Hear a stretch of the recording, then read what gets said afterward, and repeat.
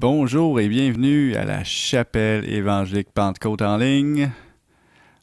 C'est un petit peu différent vu les circonstances, mais on sert le même Dieu quand même et c'est le même Saint-Esprit qui nous unit. Puis on va passer un petit moment de louange ensemble, puis par la suite on va entendre un bon message de notre pasteur. Seigneur, on te remercie pour ce moment ensemble, ce privilège que nous avons de te louer, Seigneur, puis s'assembler virtuellement tout ensemble, afin d'entendre ta bonne parole, afin de passer un bon temps avec toi. Seigneur, merci pour tout ce que tu fais pour nous. Et merci pour ta grâce sur nos vies, qui nous aide à faire tout ce qu'on a besoin de faire. Et nous aide à passer au travers de toute situation qui peut s'élever contre nous. Amen.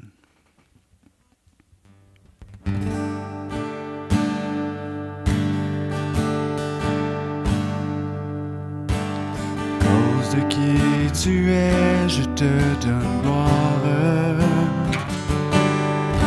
À cause de qui tu es, je loue ton nom.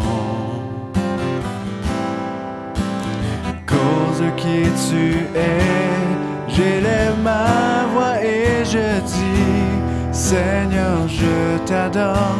À cause de qui tu es, Seigneur, je t'adore, à cause de qui tu es. À cause de qui tu es, je te donne gloire. À cause de qui tu es, je loue ton nom. À cause de qui tu es, j'élève la voix et je dis, Seigneur, je t'adore, à cause de qui tu es. Seigneur, je t'adore, à cause de qui tu es. Jéhovah Jireh, ma provision. Jéhovah Nissi, Seigneur, tu règnes victorieux. Jéhovah Shalom, Prince de paix. Seigneur, je t'adore, à cause de qui tu es. Jéhovah Jireh, ma provision. Jéhovah Nissi, Seigneur, tu es victorieux. Jéhovah Shalom, Prince de paix. Seigneur, je t'adore, à cause de qui tu es. À cause de qui tu es, je te donne gloire. À cause de qui tu es, je loue ton nom.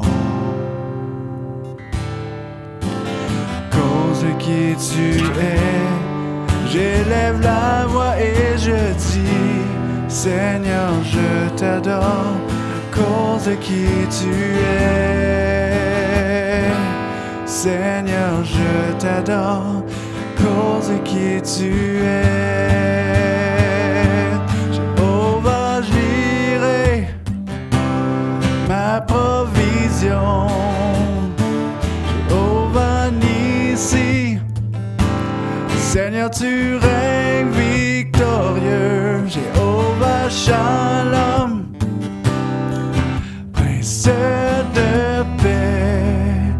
Seigneur, je t'adore, à cause de qui tu es. Jéhovah Jireh, ma provision. Jéhovah Nissi, Seigneur, tu règnes victorieux. Jéhovah Shalom, Prince de paix. Seigneur, je t'adore, à cause de qui tu es. Seigneur, je t'adore, à cause de qui tu es. Seigneur, je t'adore, à cause de qui tu es. Seigneur, je t'adore, cause de qui tu es.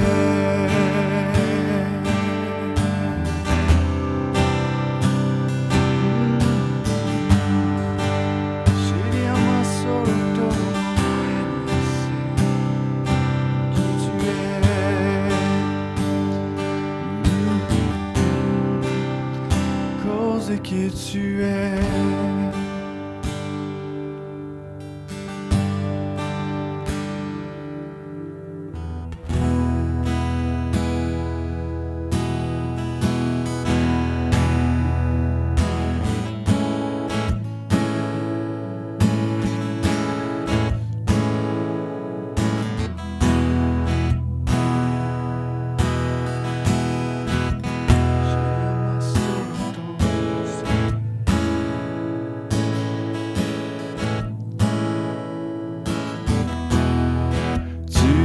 Notre espoir, rien n'a plus de valeur, rien n'est aussi grand et rien n'est plus beau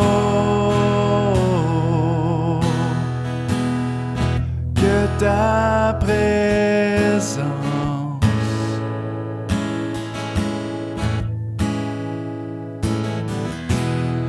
J'ai vu, j'ai goûté l'amour le plus doux, mon corps est enfin libre et ma honte disparaît. Dans ta présence,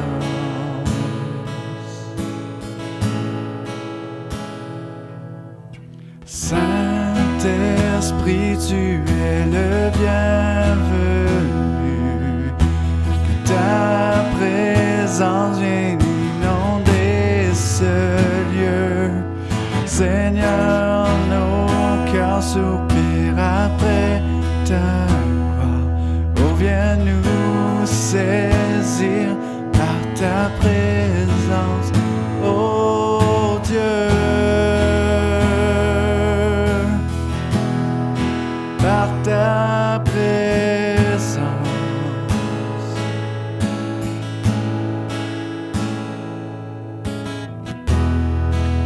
tu es notre espoir, rien n'a plus de valeur, rien n'est aussi grand, rien n'est plus beau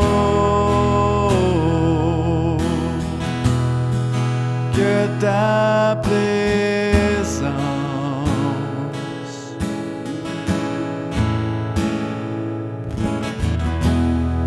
J'ai vu, j'ai goûté l'amour le plus doux, mon cœur est enfin libre et ma honte disparaît.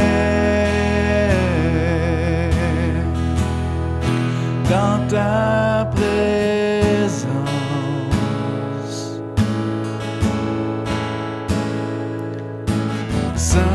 Saint-Esprit, tu es le bienvenu. Que ta présence vienne inonder ce lieu. Seigneur, nos cœurs soupirent après ta gloire. Oh, viens nous saisir par ta présence. Oh, Saint-Esprit, tu es le bienvenu.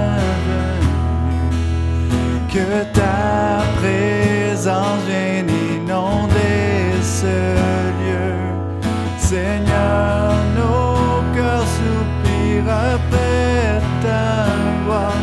Oh, viens nous saisir par ta présence, oh Dieu.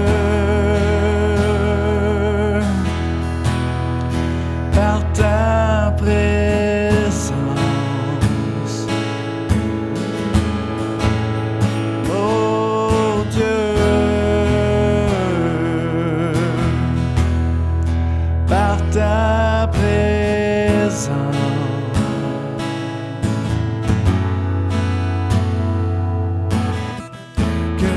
soyons plus sensibles à ta présence, que nous vivions les merveilles de ta bonté, que nous soyons plus sensibles à ta présence, que nous vivions les merveilles de ta bonté, que nous soyons plus sensibles à ta présence, que nous vivions les merveilles de ta bonté, que nous soyons plus sensibles à ta présence, que nous vivions les merveilles de ta bonté.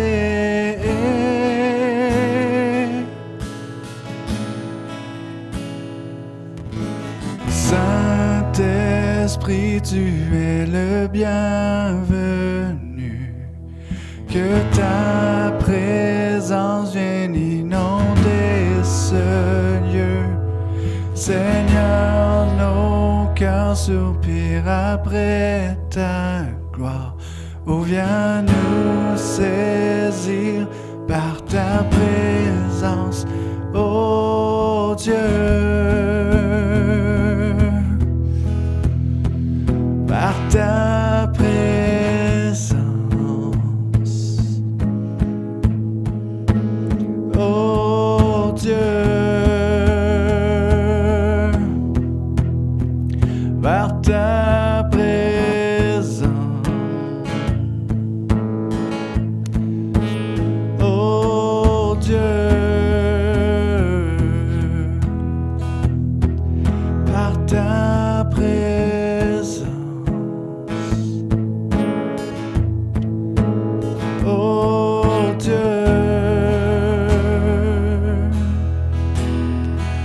Par ta présence.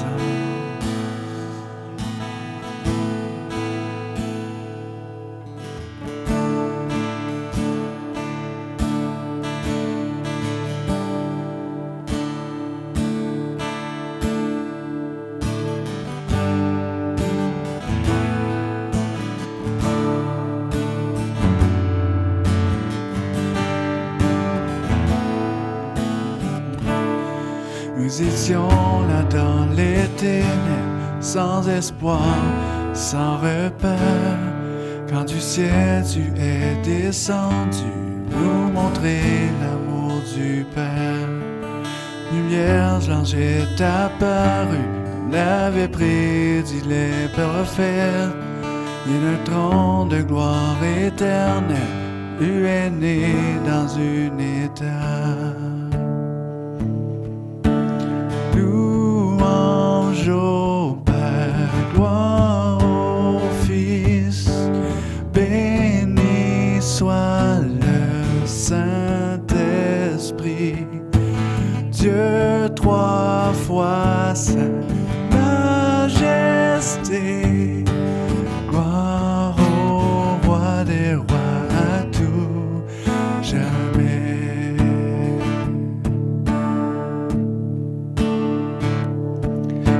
Révéler ton royaume et réconcilier les perdus, pour acheter la création, tu n'as pas méprisé la croix.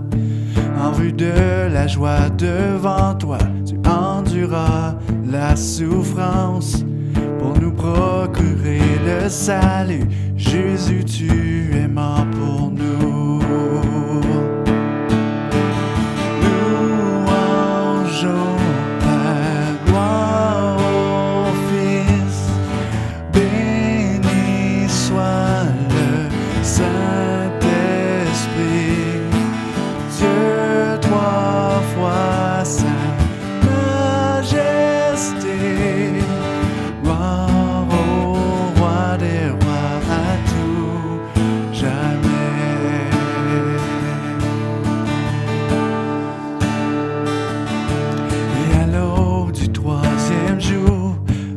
Le ciel retint son souffle, quand la pierre fut roulée, l'agneau de Dieu a triomphé.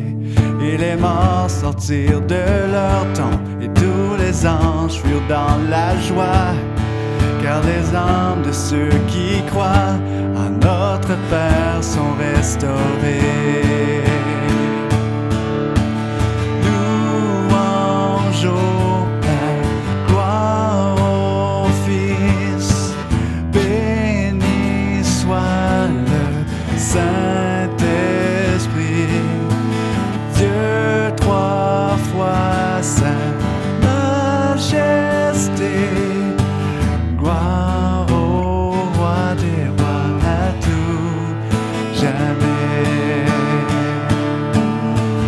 Louange au Père, gloire au Fils, béni soit le Saint-Esprit, Dieu trois fois saint, majesté, gloire au roi des rois à tout jamais.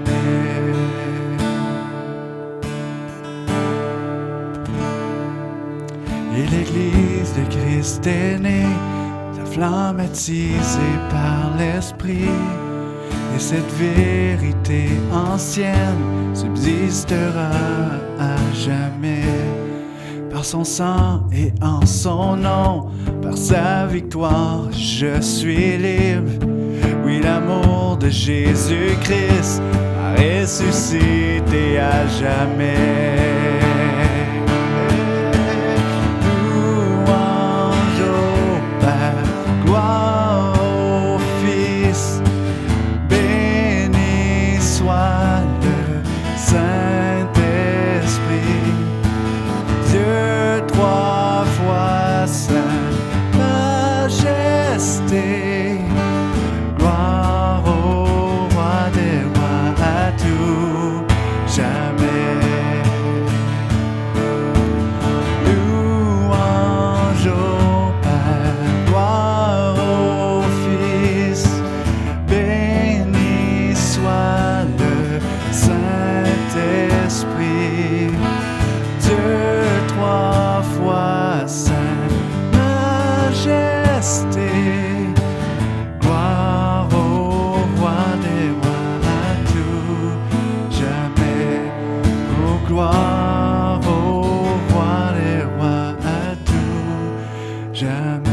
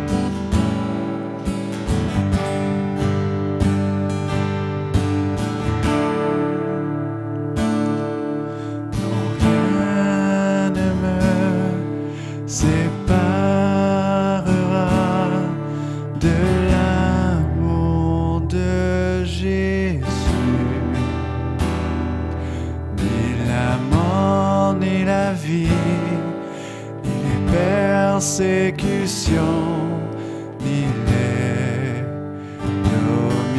dominations,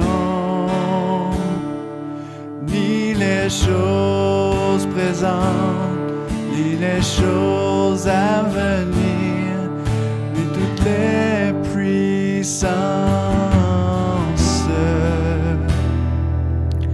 Non, rien ne me séparera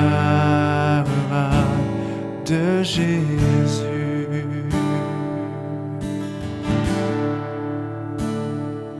Il est toute ma vie, je ne peux vivre sans lui, car il m'a tant aimé. Là sur la croix, il souffrit pour moi, pour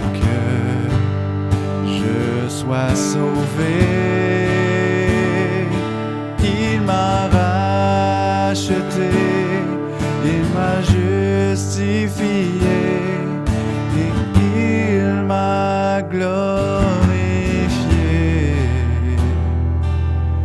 Non, rien ne me séparera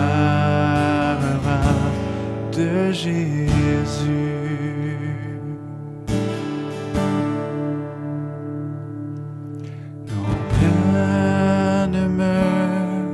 Séparera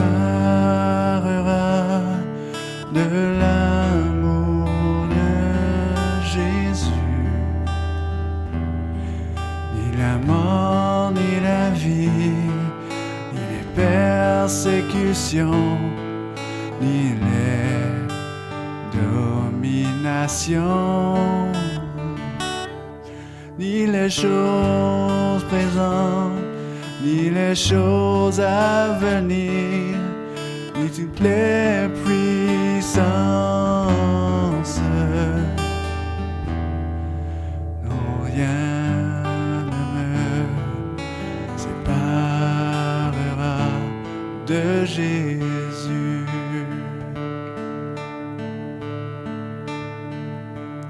Il est toute ma vie. Je ne peux vivre sans lui, car il m'a tant aimé. Là sur la croix, il souffrit pour moi, pour que je sois sauvé.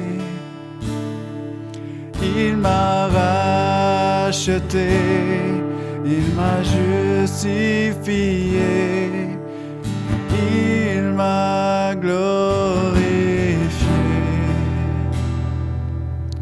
Non, rien ne me séparera de Jésus.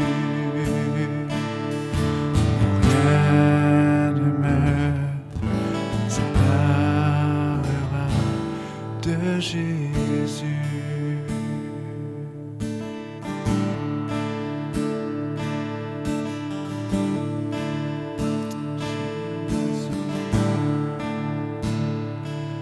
Seigneur, il n'y a rien qui va nous séparer de ton Fils Jésus, qui est mort sur la croix pour nous.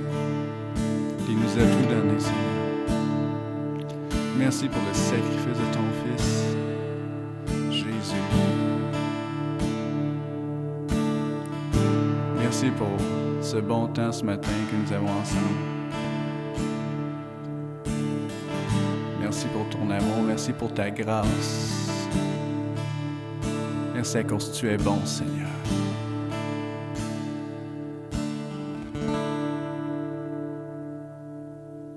Bon message. Bienvenue à la chapelle évangélique Pentecôte.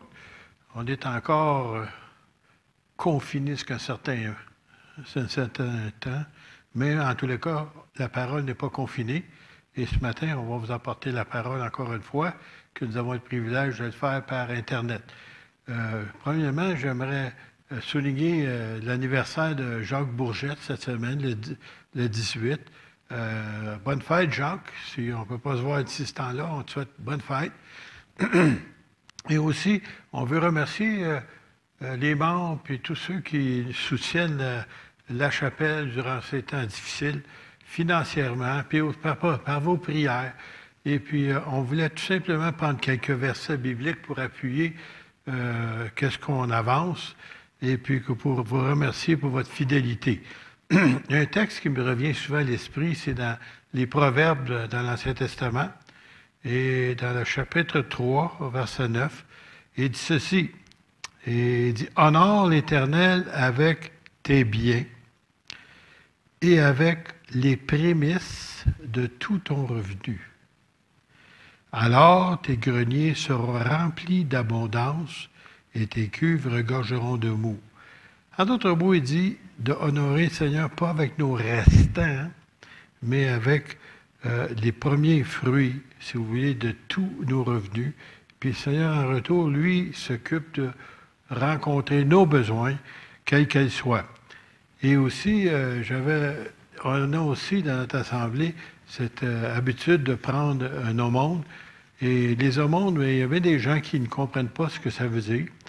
Alors, un aumône, c'est une offrande volontaire pour aider des gens qui sont dans le besoin.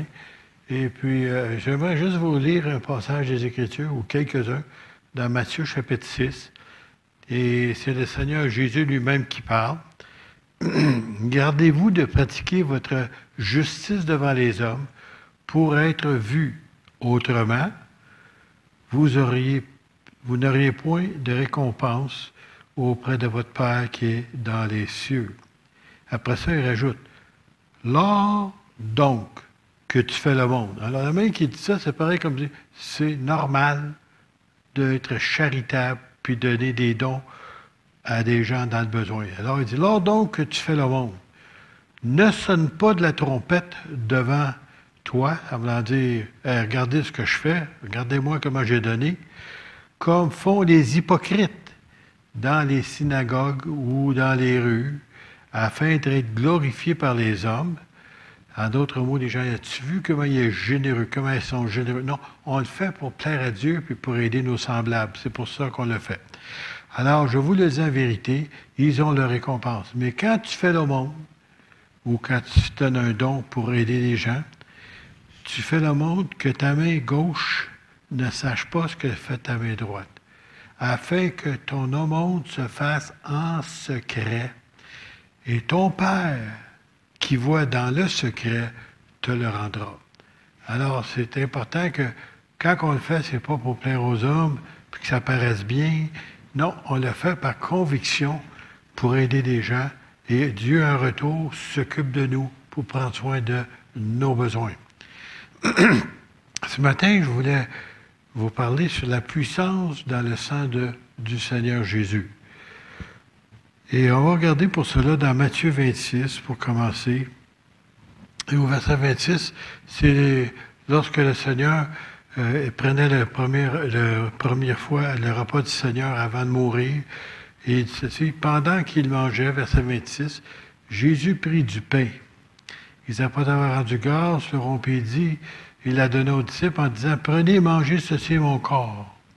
Il prit ensuite une coupe, et après l'avoir rendu grâce, il leur donna en disant, buvez-en tous, car ceci est mon sang, le sang de l'Alliance, qui est répandu pour plusieurs pour la rémission des péchés.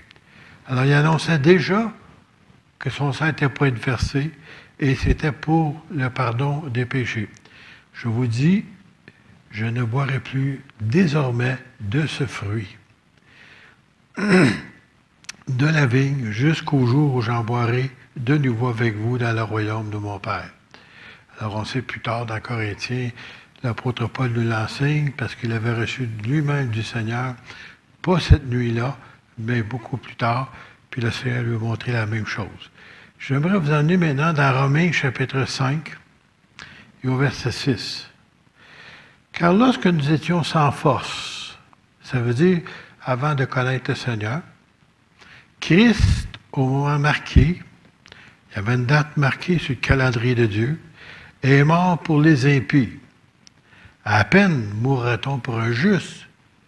Quelqu'un peut-être mourra-t-il pour un homme de bien. Mais Dieu prouve son amour envers nous.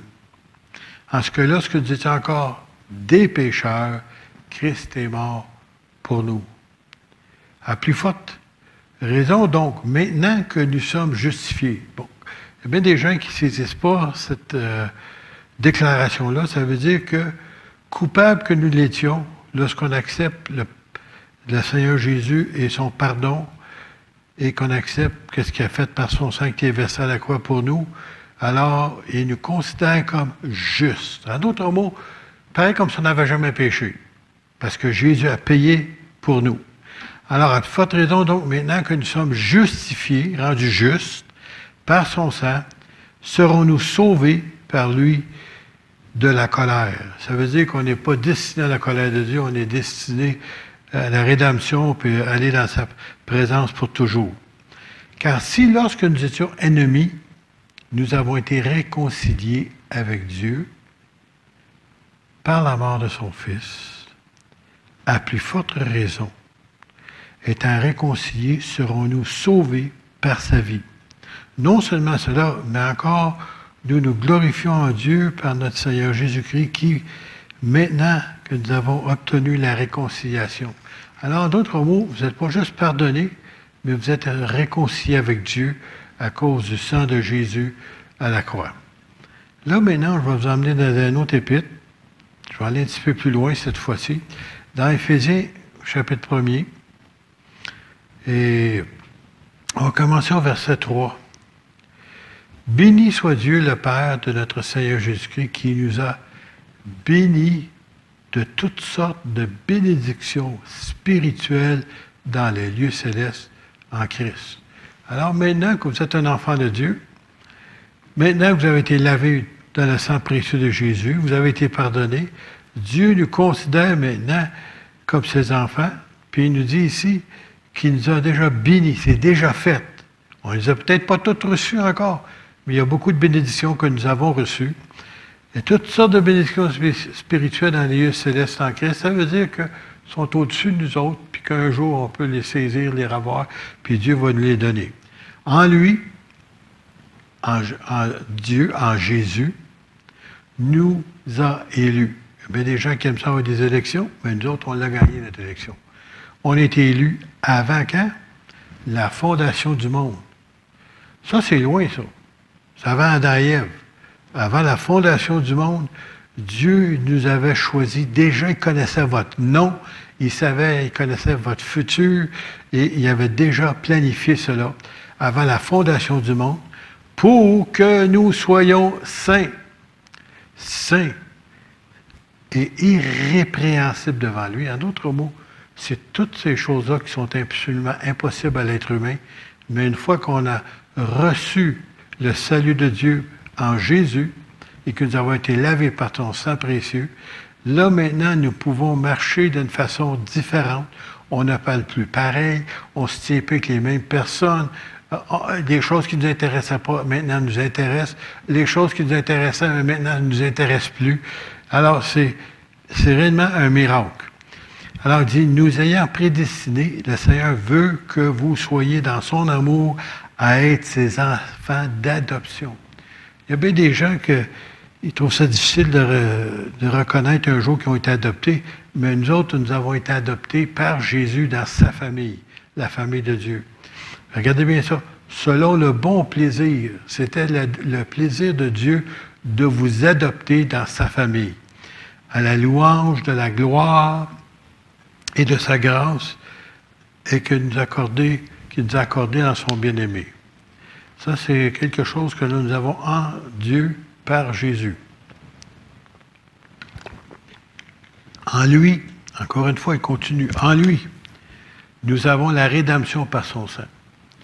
Rédemption veut dire être racheté. Ça veut dire que quelqu'un a payé pour que vous soyez libérés de votre passé, toutes les choses que vous auriez pu faire avant de dire au Seigneur. Le Seigneur dit qu'il prend cela puis il jette ça dans la mer de son oubli. Jamais qu'il va vous le ramener. Le diable, Satan, bien entendu, l'accusateur de nos frères, lui, il va arriver puis il va essayer de te ramener les choses du passé. Mais c'est fini puisque Dieu t'a pardonné et lui, il s'en souvient plus. Et c'est ça qui est important. Et c'est à toi aussi maintenant de reconnaître que maintenant, nous avons la rédemption, nous avons été rachetés. La rémission des péchés. Nos péchés ne comptent plus, le Seigneur nous a effacés, ils n'existent plus. Selon la richesse de sa grâce, que Dieu a répandu, écoutez bien ça, abondamment sur nous. Il a répandu ça abondamment sur nous par toute espèce de sagesse et d'intelligence. Je vais juste rajouter ici en passant, j'ai rencontré beaucoup de monde durant le temps de ma vie, puis des gens avant qu'ils viennent au Seigneur, honnêtement, des fois, il manque un petit peu de sagesse, peut-être même beaucoup, hein. Même des fois, l'intelligence aussi. Mais une fois qu'ils sont venus au Seigneur, en tous les cas, il y a des gens qui les connaissaient avant, puis ils disaient, mais ça se peut pas. Elles ont bien changé. Qu'est-ce qui s'est passé? Elle a l'air plus intelligente qu'avant. Elle est plus sage qu'avant. Oui, il paraît plus sage qu'avant. C'est vrai, parce que c'est Dieu qui nous donne cela. Puis, il nous dit ici, il a répandu abondamment sur nous par toute espèce de sagesse et d'intelligence. Alors, si vous êtes intelligent plus qu'avant, puis vous êtes plus sage qu'avant, c'est pas votre faute. C'est le Seigneur qui vous l'a répandu abondamment dans vos vies. Nous faisant connaître le mystère de sa volonté. Parce qu'il y a bien des gens, « Oh, je veux connaître la volonté de Dieu. » Le Seigneur, il veut te faire connaître sa volonté pour ta vie. Pas pour les autres, mais pour ta vie. Il nous dit ici, selon le bienveillant dessein qu'il avait formé en lui-même, ça veut dire que Dieu a déjà un dessein, un plan pour ta vie. Et si tu es sensible à sa voix et à son esprit et à sa parole, tu vas être capable de savoir dans quelle direction tu dois te conduire ou dans quelle direction que Dieu t'appelle. Bien des gens qui ne comprennent pas des fois quand on dit que Dieu nous appelle, il fait ça par son Saint-Esprit. Il parle à nos cœurs, il parle à notre esprit, à tel point que vient un temps qu'on sait qu'on doit obéir, et c'est ça le chemin. Alors, on va continuer un peu, nous dit ici, le verset 10, pour mettre à exécution, parce que Dieu veut le mettre à exécution, lorsque les temps sera accompli. Alors, des fois, comme vous et moi, des fois, on est impatient, on a hâte de quelque chose, ça arrive, ça. Non, Dieu veut l'exécuter, mais quand ça va être à temps. Puis vous ne savez pas, puis moi je ne sais pas. Alors, de réunir toutes choses en Christ, celles qui sont dans les cieux et celles qui sont sur la terre. Alors, un jour, ça va arriver. En lui, encore une fois, on continue. En lui, nous sommes aussi devenus héritiers. Je sais que peut-être vous avez de la difficulté avec ce mot-là. Je sais que les gens de ce monde, quand quelqu'un décède, il y a assez hâte d'ouvrir le testament. Mais nous autres, déjà, on n'a pas besoin d'aller l'ouvrir, on le sait déjà. On est déjà héritiers depuis qu'on a accepté Jésus. Et en lui, nous sommes aussi devenus héritiers. Et regardez bien ça encore une fois. Ayant été prédestinés suivant la résolution. Ça veut dire que Dieu avait déjà une résolution pour aller te chercher, te sauver et faire de toi son enfant. Alors, on nous dit, ayant été prédestiné suivant la résolution de celui qui opère toutes ces choses d'après le conseil de sa volonté. C'est sa volonté qui est importante pour ta vie, afin que nous servions à la louange de sa gloire, nous qui d'avance avons espéré en Christ. En d'autres mots, tout ce que Dieu veut au travers de ça, c'est que vous puissiez servir à la louange de sa gloire. Ça veut dire, si quelque chose se produit, que Dieu se sert de vous. Je me souviens, il y a quelques années de ça, il y avait une dame dans notre assemblée qui était malade, je ne sais pas ce qu'elle avait, mais en tout cas, elle m'avait mentionné ça. Et puis, elle dit, j'ai dit, mais on prier pour elle. Elle dit, oui. Alors, on a prié pour elle, puis ça, elle l'a guéri. Puis après ça, elle dit, merci, M. Charbonneau. Pardon? Je lui ai dit, qui vous a guéri, madame? Elle dit, c'est Jésus. Ne l'oubliez jamais. Le Seigneur se sert de toi. Mais la gloire lui appartient, et pas à toi.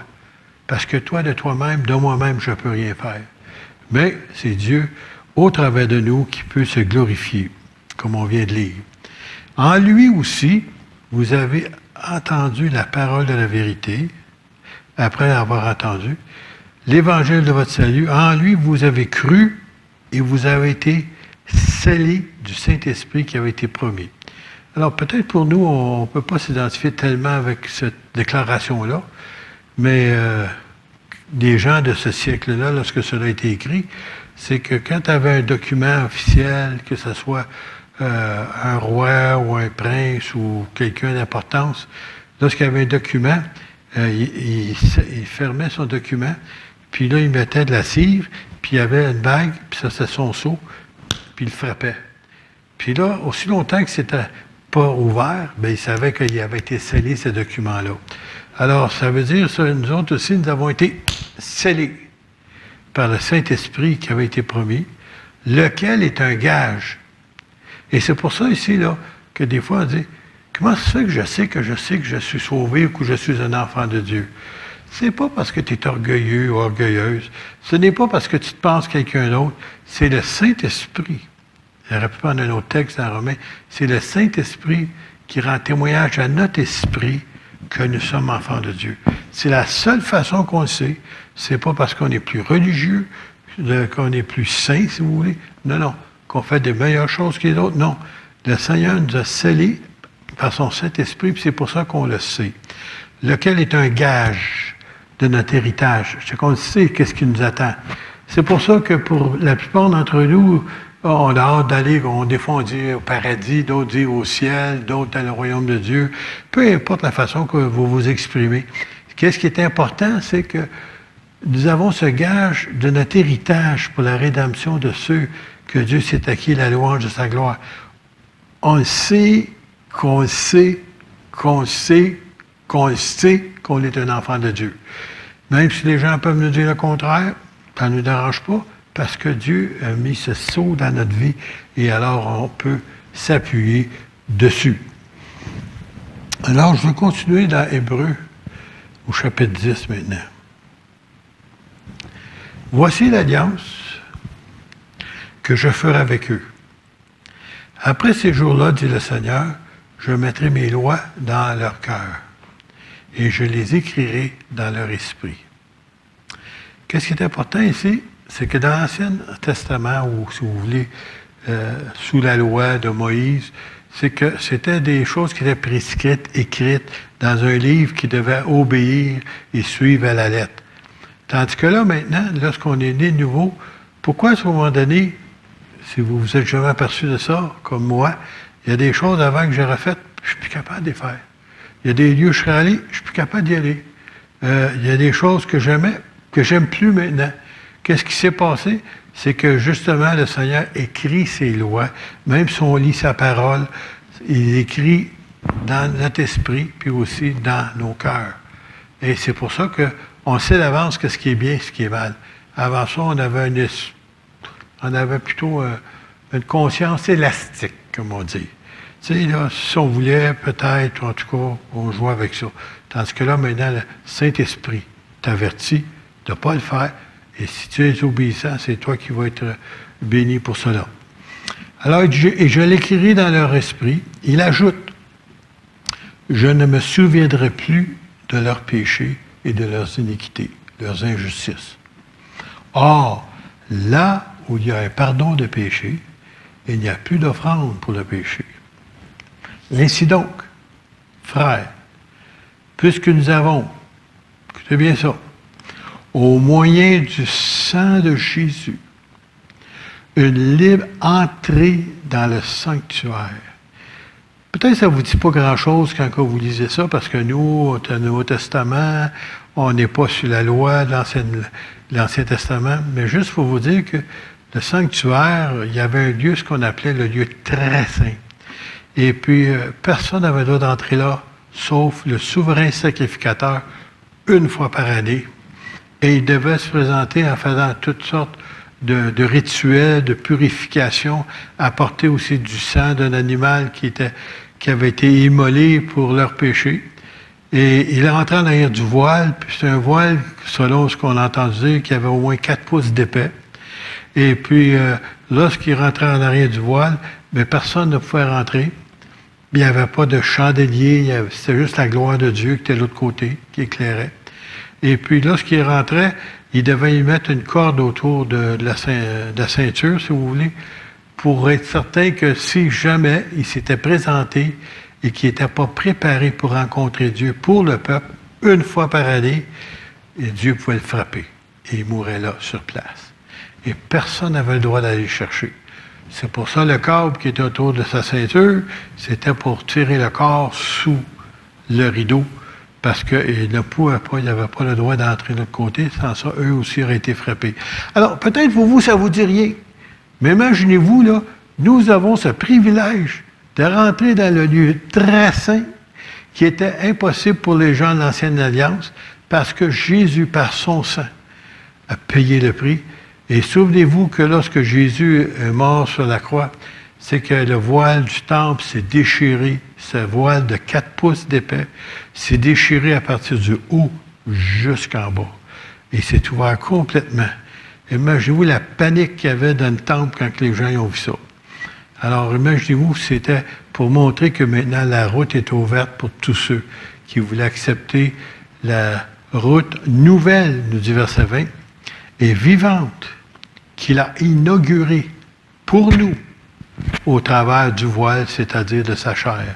lorsqu'il est mort à la croix. Puisque nous avons un souverain sacrificateur établi sur la maison de Dieu. Dans l'Ancien Testament, les hommes mouraient, il fallait en prendre un autre. L'autre mourait, il fallait en prendre un autre. Mais lui, il est toujours vivant. Notre grand prêtre est toujours vivant, établi sur la maison de Dieu. Approchons-nous, ça c'est à nous autres de faire ça, avec un cœur sincère, dans la plénitude de la foi. Les cœurs purifiés d'une mauvaise conscience et le corps lavé dans une eau pure.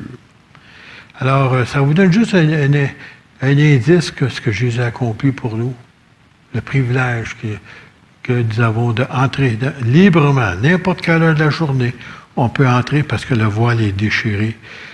Jésus a payé la note pour nous, par son sang précieux versé à la croix. J'aimerais vous lire un autre passage dans l'Apocalypse, chapitre 12, au verset 11. Il nous dit ici, ils l'ont vaincu à cause du sang de l'agneau et à cause de la parole de leur témoignage, et ils n'ont pas aimé leur vie jusqu'à craindre la mort. Et c'est pour ça qu'il y a eu beaucoup de martyrs chrétiens, encore aujourd'hui même, des gens qui décèdent, qui sont tués, si vous voulez, martyrisés pour leur foi. Puis les gens, ils aimaient mieux mourir que renoncer à leur foi en Jésus, leur Sauveur. Alors, ça existe encore aujourd'hui. Et dans l'Apocalypse, il nous dit que la même chose va se produire bientôt à la fin des temps. Alors, la puissance est dans le nom et le sang de Jésus.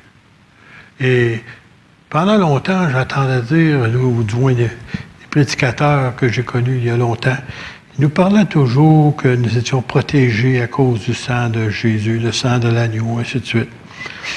Et puis, il y a quelques temps de ça, il y a quelques années, il y a un prophète des temps modernes. Comme on dit, les prophètes, il y en avait dans l'Ancien Testament, mais on sait que dans Éphésiens, il nous dit qu'il y a 5 ministères, puis un, c'est le ministère de prophète. Et c'est un homme du nom de Bob Jones. Il y en a qui l'ont peut-être entendu parler. Il est décédé aujourd'hui. Mais il avait déjà prédit en 2014 qu'est-ce qu'on vit à l'heure actuelle, quand on appelle ça la COVID, coronavirus, appelez-le ce que vous voulez. Il parlait de cette plague qui n'a pas frappé le monde. Puis lui, il ne savait pas quand, comment, mais il l'a dit, il l'a prononcé, c'est enregistré, cela. Et puis, il a dit, la chose qui est triste, il dit, c'est la plupart des chrétiens, et même des prédicateurs de l'Évangile, ils ont oublié la puissance du sang de notre Seigneur. Et lui, il disait toujours comment c'était important de plaider le sang de Jésus, puisque nous avons été lavés, nous avons été purifiés, nous avons été pardonnés. Et bien entendu, le sang de Jésus, c'est une protection pour nos vies. Alors, je sais qu'il y a des gens qui ne croient pas cela, on ne peut pas vous convaincre autrement, mais on peut dire une chose, vous pouvez toujours essayer, et si ça fonctionne, ça va être merveilleux. Combien de fois il y a des gens qui ont dit qu'ils ont été épargnés d'accidents ou de quoi que ce soit, parce que, justement, ils demandaient au Seigneur de les protéger, de les couvrir de son sang précieux. Et à tous les jours, moi, je le fais. Et puis, je sais que les gens croient au vaccin, et puis toutes sortes de choses comme ça. Mais j'aime bien mieux le sang de Jésus qu'un vaccin. Alors, je plaide à tous les jours, pour moi, ma famille, mes enfants, mes petits-enfants, Seigneur, couvre-les de ton sang précieux. Protège-les, Seigneur, malgré eux autres, parce qu'on ne sait pas ce qu'ils font. Alors, Dieu est toujours le même. Alors, la puissance est dans le sang de Jésus. Pas juste pour sauver, pas juste pour nous laver de nos péchés, mais aussi pour nous protéger. Alors, je vous laisse sur cette note-là, puis on va prier ensemble. Seigneur Jésus, je te remercie, Seigneur, pour mes frères et mes sœurs et tous ceux qui écoutent. Puis s'il y a quelqu'un qui ne te connaît pas encore, Seigneur, par ton Saint-Esprit, parle à leur cœur, afin, Seigneur, qu'ils puissent saisir ta grâce et qu'ils puissent t'inviter comme Seigneur et Sauveur. Seigneur, tu es notre espérance. Viens maintenant toucher tes enfants. Et Seigneur, c'est quelqu'un qui est souffrant, qui nous écoute. Seigneur, par ton Saint-Esprit, va les toucher dans leur maison. Va les toucher où ils sont, Seigneur. Viens les réconforter, viens les guérir, Seigneur. Tu es l'Éternel qui nous guérit de toutes nos maladies. Seigneur, touche-les maintenant. Et Seigneur, nous voulons te donner tout l'honneur et la gloire dans le précieux nom de Jésus. Amen.